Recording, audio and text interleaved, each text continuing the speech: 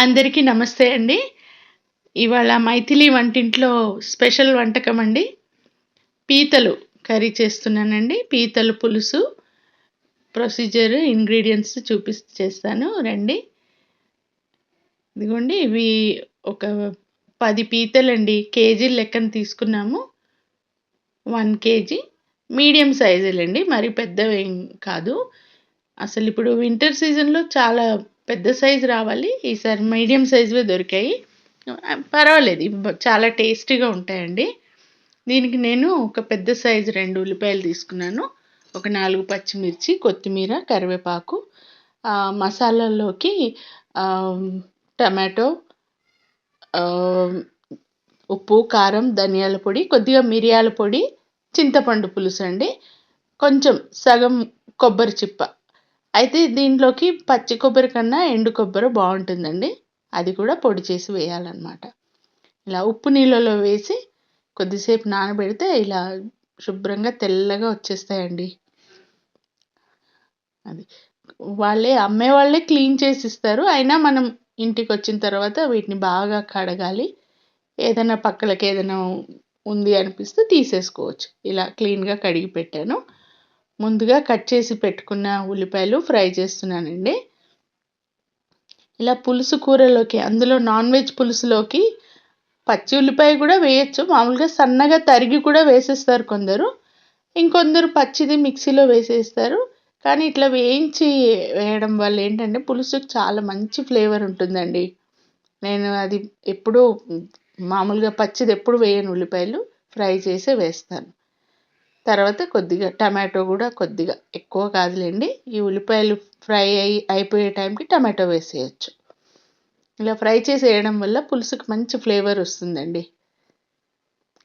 ఇలా కొద్దిగా చల్లారిన తర్వాత దీన్ని మిక్సీలో వేసి గ్రైండ్ చేసేస్తాను. ఇదండి. నేను ఒక 2 మీడియం సైజు పెద్ద ఉల్లిపాయలే తీసుకున్నానులేండి. 2 మిక్సీలో పేస్ట్ చేసేస్తున్నాను. చాలా ఈజీ రెసిపీ అండి పీతలు. మా ఇంట్లో అయితే మా పిల్లలు చిన్నప్పటి నుంచి పీతలు తినడం అలవాటండి. అంటే కొందరు పాపం పిల్లలు తినరు అని వాళ్ళకి ఇష్టమున్నా ఇంట్లో చేసుకోవడానికి ఇబ్బంది. వండడం ఈజీ అయినా ఇది తినడం కూడా కొంచెం రావాలండి అందరికీని. కానీ చిన్నప్పటి నుంచి అలవాటు చేస్తే అన్నీ అలవాటైపోతాయండి. మనం ఇంట్లో మన పిల్లలతో పాటు కూర్చొని మనం ఏది తింటుంటే పిల్లలు అదే అలవాటు చేసుకుంటారు. మంచిది కదా! హెల్త్‌కి మంచిది. టేస్ట్ కూడా. ఇది చాలా కాల్షియం రిచ్ ఫుడ్ అండి. అండ్ ఇవి ఎక్కువగా పీతలు వింటర్‌లోనే దొరుకుతాయి. వింటర్‌లో ఒంట్లో మంచి వేడి అనమాట. ఈ జలుబులు అట్లాంటివి రాకుండా కొంచెం ఇమ్యూనిటీ బూస్టర్ లాంటిదనమాట ఇది. చాలా మంచి ఫుడ్ ఇది. పిల్లలకు కొద్దిగా మనం దగ్గరుండి నేర్పిస్తే నేర్చేసుకుంటారులెండి. అంటే నాన్ వెజిటేరియన్ తినే వాళ్ళకి చెప్తున్నాను నేను. అది ఆయిల్‌లో పచ్చిమిర్చి, కరివేపాకు ఫ్రై అయిన తర్వాత ఈ ఉల్లిపాయ, టమాటో పేస్ట్ ఏసేసి, ఇంకా ఉప్పు, కారం, పసుపు, ధనియాల పౌడర్, జీలకర్ర పొడి, ఇంకా మిరియాల పొడి, అల్లం వెల్లుల్లి పేస్ట్ ఇవన్నీ వేసి కొద్దిగా పచ్చిదనం పోయే వరకు ఫ్రై చేస్తాను. ఇ ఇట్లా ఉంటే ఏంటంటే గ్రేవీ చాలా థిక్‌గా వస్తుందండి.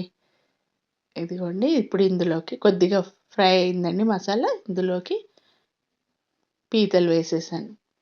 ఈ పీతలు కూడా ఎక్కువ సేపు ఏం పట్టదండి. చాలా తొందరగా ఉడికిపోతుంది. ఇప్పుడు మనం ఫిష్ లాగానే, కాకపోతే వీటికి ఔటర్ షెల్ ఉంటుంది. కానీ లోపల మీట్ మాత్రం అది సీ ఫుడ్ ఫిష్ లాగే ఉంటుందండి ఇంచుమించు. కానీ దీని ఫ్లేవర్ వేరే. ఇది మంచి ఫ్లేవర్ ఉంటుంది. కానీ చాలా తొందరగా ఉడికిపోతాయండి పీతలు. వీటికి మనము ఫిష్ లాగానే కుక్కర్ అది వాడే అవసరం లేదు. మనం మామూలుగా మటన్‌కి గానీ, చికెన్‌కి గానీ ప్రెషర్ కుక్కర్ వాడతాం కదా! వీటికి అలా కాదు. ఓపెన్ గిన్నెలో మామూలుగా వండేయొచ్చు. అన్ని ఇంగ్రీడియెంట్స్ రెడీగా పెట్టుకుంటే 20 నిమిషాల్లో అయిపోతుందండి ఈ కర్రీ. అంతే, ఎక్కువ టైం కూడా పట్టదు మనకి. ఇలా మసాలా కొద్దిగా నీళ్లు వేశాను మసాలాలో మునిగేటట్టు. కొద్దిసేపు మూత పెట్టి పెడితే మగ్గుతాయండి. కొబ్బరి కూడా పొడి చేశాను. యాక్చువల్లీ ఉల్లిపాయలు, టమాటోలతో పాటు కొబ్బరి కూడా వేసేయొచ్చు. నేను అప్పుడు వేయటం మర్చిపోయాను. సో, విడిగా గ్రైండ్ చేశాను. అయితే దీనికి పచ్చి కొబ్బరి కంటే ఎండు కొబ్బరే బావుంటుందండి టేస్ట్. లేదు అంటే పచ్చి కొబ్బరి ఉన్నా వేసుకోవచ్చు. ఇలా మెత్తగా గ్రైండ్ చేసేసాను. ఇప్పుడు దీన్ని పులుసులో వేసేయొచ్చు. మూత తీసి చూస్తే మంచి బాయిల్ వచ్చిందండి. ఓకే. కొద్దిగా గ్రేవీ తగ్గింది చూసారా? అయితే దీనికి కొంచెం గ్రేవీ ఎక్కువగా పెట్టుకోవాలండి. పులుసు కొంచెం పల్చగా చేయాలనమాట. ఇది ఎందుకంటే సూప్ బాగా ఉడుకుతా ఉంటే ఆ నీళ్ళు ఎందుకో పీల్చేస్తాయండి. ఈ షెల్స్ కదా! నీళ్ళు పీల్చేస్తాయి. గట్టిగా కూడా ఉండొచ్చు. కానీ మనం గ్రేవీ రైస్‌లో కలుపుకోవాలి. గ్రేవీగా ఎక్కువుండాలి అంటే మాత్రం కొద్దిగా లిక్విడ్‌గా చేయాలనమాట. ఈ నూరిన కొబ్బరి వేసేస్తున్నా. ఇది ముందుగా చెప్పినట్టు ఇది ఉల్లిపాయలతో పాటు కూడా నూరి వేసేయొచ్చు. నేను మర్చిపోయి మళ్ళా గ్రైండ్ చేసి వేస్తున్నాననమాట. ఇంకా దీనికి ఎక్స్‌ట్రా పైనుంచి వేసే మసాలాలు ఏం లేవండి. మనం అన్నీ ముందే వేసేసాము. అదేంటంటే పీసెస్‌కి బాగా పట్టడానికనమాట. ఆ షెల్స్ లోపలికి వెళ్ళాలి గదా! అందుకని. చింతపండు రసం తీసి పెట్టుకున్నాను అంత. ఒక నిమ్మకాయ సైజ్ చింతపండు చాలు. ఎక్కువ అవసరం లేదు. కొంచెం పీసెస్ ఉడికిన తర్వాత చింతపండు వేయాలండి. ఒక్కోసారి పులుపు తగిలితే మీట్ ఉడకకపోవచ్చు. అదిగోండి చక్కగా ఆయిల్ పైకి తేలుతుంది. ఆల్రెడీ 10 నిమిషాలు అయిపోయిందండి. ఇంకా చింతపండు వేసిన తర్వాత ఇంకొక 10 నిమిషాలు పెట్టడం. అంత చింతపండు రసం చాలు. అది. ఇంక ఇందులో ఇప్పుడు ఈ స్టేజ్‌లో ఒకసారి ఉప్పు చూసుకోవచ్చు. మనకు తగ్గింది అనిపిస్తే ఉప్పు వేసేసుకోవచ్చండి.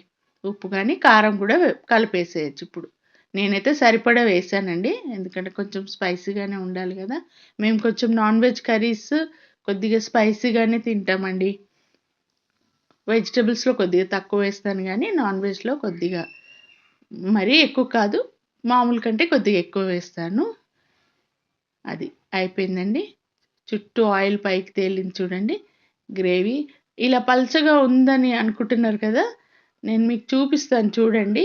స్టవ్ ఆఫ్ చేసిన తర్వాత ఈ మట్టి పాత్రలో ఏంటంటే ఫ్లేమ్ ఆఫ్ అయిన తర్వాత కూడా ఇంకొక 5 నిమిషాలు అలా ఉడుకుతూ ఉంటుందండి కుతకుత అని.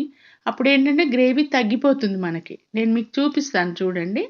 గ్రేవీ పలచగా ఉన్నట్టు అనిపిస్తుంది గానీ, చల్లారిన తర్వాత చూపిస్తాను చూడండి. అయిపోయిందండి. కర్రీ రెడీ అయిపోయింది. పైనుంచి కొత్తిమీర వేసి మూసేసి చూసారా?